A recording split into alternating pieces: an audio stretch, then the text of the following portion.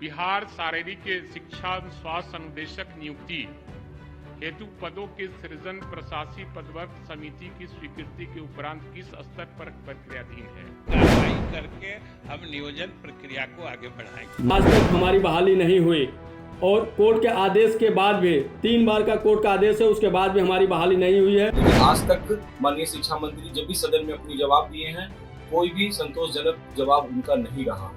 नमस्कार, आप देख रहे हैं बिहार तक। मैं हूं आपके साथ सुकन्या सिंह। बिहार में बहाली की बदहाल तस्वीर गाहे बगाहे सामने आती रहती है और जो भी अभ्यर्थी है लगातार ट्विटर और सोशल मीडिया के माध्यम के साथ ही सड़कों पर भी अपनी बहाली की मांग को लेकर मुखर होते रहते हैं। इन सब के बीच शारीरिक शिक्षकों की बहाली का मुद्दा एक बार फिर से मॉनसून सत्र के दूसरे दिन सदन में उठा। भाई वीरेंद्र ने शिक्षा मंत्री से सवाल पूछा कि आखिर शारीरिक शिक्षकों की बहाली कब होगी। उसका जवाब देते हुए शिक्षा मंत्री ने कहा कि सभी प्रक्रिया पूरी हो चुकी है, जल्द बहाली होगी। आइए सुनते हैं, देखते हैं कि सदन में आखिर क्या कुछ हुआ। बिहार शारीरिक शिक्षा एवं स्वास्थ्य अनुदेशक नियुक्ति हेतु पदों के सृजन प्रशासी पदवर्ग समिति की स्वीकृति के उपरांत किस स्तर पर प्रक्रियाधीन है? माननीय मंत्री क्या बताए? बिहार शारीरिक शिक्षा एवं स्वास्थ्य अनुदेशक नियुक्ति हेतु पदों के सृजन प्रशासी पदवर्ग समिति की स्वीकृति के उपरांत किस स्तर पर प्रक्रियाधीन है? महोदय, प्रशासी पद वर्ग की स्वीकृति मिल चुकी है और इस संबंध में अंतिम निर्णय लिया जाना है। आप जानते हैं, माननीय सदस्य और पूरा सदन अवगत है कि सबसे बड़ा निर्णय प्रशासी वर्ग समिति में लिया जाता है, जिसके तहत निर्णय लिया जा चुका है और अब इसके सिर्फ शीघ्र स्वीकृति की कार्रवाई करके हम नियोजन प्रक्रिया को आगे बढ़ाएंगे। माननीय सदस्य ललित कुमार यादव, नियोजन शुरुआत होगी। नियोजन की प्रक्रिया इसकी अंतिम स्वीकृति दे दी जाएगी, नियोजन प्रक्रिया प्रारंभ हो जाएगी।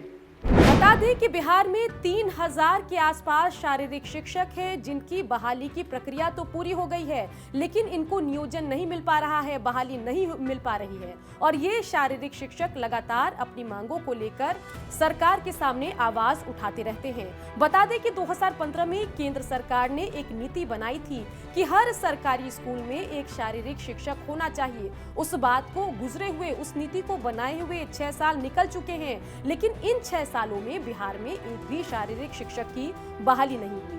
बता दें कि जब बिहार में शारीरिक शिक्षकों की बहाली पर चर्चा शुरू हुई तो कहा तो ये गया कि 8000 फिजिकल एजुकेशन टीचर की बहाली होगी, लेकिन इन सब के बीच बहाली की प्रक्रिया शुरू हुई, लेकिन बहाली का मामला अटका हुआ है।